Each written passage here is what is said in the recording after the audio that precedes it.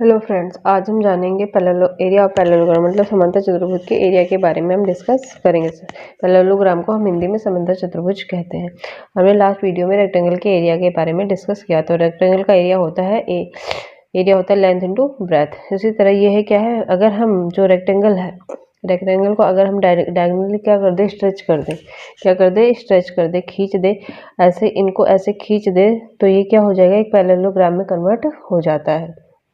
तो इस हिसाब से जो पैरेललोग्राम के अपोजिट साइड्स होती हैं वो भी इक्वल होती हैं। ये एल हो गया और ये इसमें क्या हो गया, बी हो गया। ये मैंने इमेजिनरी साइड बनाई है जो ब्लैक पेन से ड्रॉ करी है। ये इनकी पहले वाली साइड थी, मतलब पहले ऐसे था रेक्टेंगल के फॉर्म में, पर जब इसको थोड़ा सा डायगोनली स्ट्रेच किया तो ये किस में कन्वर्ट हो गया, पैरेललोग्राम में कन्वर्ट हो गया। और बट इसकी अपोजिट साइड्स क्या होंगी, इक्वल ही होंगी, जैसे रेक्टेंगल की इक्वल होती हैं।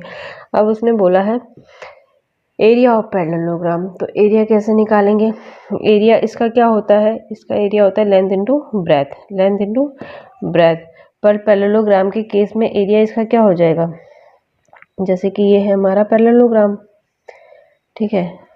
तो ये एक रेक्टेंगल था, इसकी इमेजिनरी क्या हो जाएगी, इमेजिनरी साइड। तो इमेजिनरी साइड जो है किस में कन्वर्ट हो जाती है, हाइट में, किसमें, हाइट में।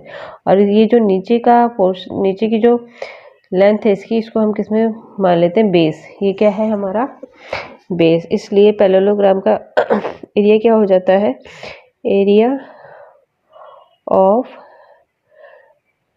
Parallelogram is equal to base into height. ये क्या आ जाएगा, एरिया ऑफ पैरेललोग्राम। ऐसा क्यों हुआ, क्योंकि हमने क्या पढ़ा है, एरिया ऑफ रेक्टेंगल क्या होता है, एरिया ऑफ रेक्टेंगल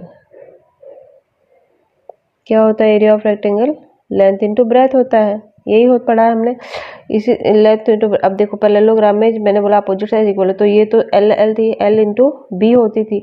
पर इस पैरेललोग्राम के केस में बी तो एल तो वही रहेगा, तो एल की जगह हमने क्या बना दिया, उसको बेस बना दिया। और इसका जो बी था, मतलब जो हाइट थी, जो इसका ये वाला साइड था, ये हमने स्ट्रेच करके उधर ले गए, तो इधर ही उसकी जो इमेजिनरी हाइट साइड थी उसको हमने क्या कन्वर्ट कर लिया, हाइट। तो मतलब दोनों का एरिया सेम ही होता है, बट उसको हम अलग अलग नोटेशन से डिनोट करते हैं, क्योंकि ये थोड़ा सा स्ट्रेच, जब हम इसको थोड़ा स्ट्रेच कर देंगे तो वो लाइन क्या हो जाती है, बेंट हो जाती है। और उसकी जो पहले वाली, ये जो इधर से यहाँ तक जो उसका जो डिस्टेंस होता है वो उसकी हाइट बन जाती है। तो इसी तरह पैरेललोग्राम की जो एरिया क्या बन जाएगा, बेस इंटू हाइट। बट इसका पैरामीटर क्या होगा, पैरामीटर वही होता है जो रेक्टेंगल का होता है। तो पेरीमीटर क्या हो जाएगा, perimeter of rectangle is equal, perimeter of parallelogram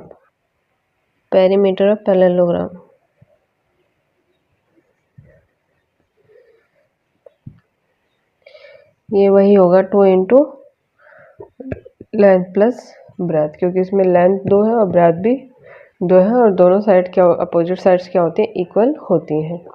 उसी तरह हम ट्राइंगल का एरिया फाइंड आउट करते हैं। अब ट्राइंगल किससे बना, ये पैरेललोग्राम था, पैरेललोग्राम जैसे ये मेरे पास क्या है, पैरेललोग्राम है, ये क्या है, एक पैरेललोग्राम है। इसको अगर मैं डायगोनली कट कर देती हूँ तो मुझे 2 ट्राइंगल मिल जाते हैं, ठीक है। इसको मैं क्या करती हूँ, डायगोनली कट कर देती हूँ, तो मुझे क्या मिलेंगे, 2 कॉन्ग्रुएंट ट्राइंगल मिल जाते हैं, ठीक है।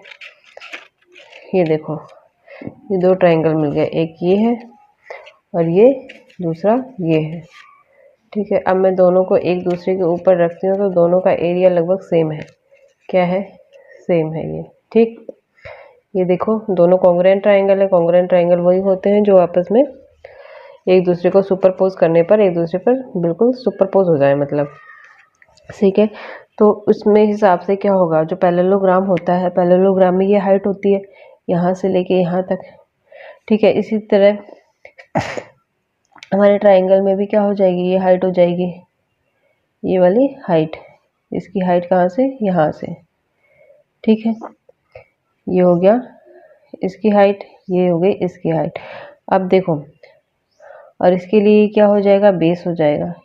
ये यहाँ पर इसकी हाइट आकर टच कर रही है वो क्या हो जाएगा, इसका बेस, और ये इसका बेस। अब हमने पढ़ा क्या था कि पैरेललोग्राम का एरिया हाइट इंटू बेस होता है, पर ये क्या हो गया, हाफ हो गया, ये हाफ ये हाफ।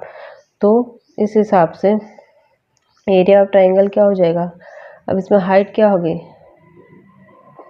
हाइट हो गई h और बेस क्या हो गया, बेस हो गया b। तो एरिया ऑफ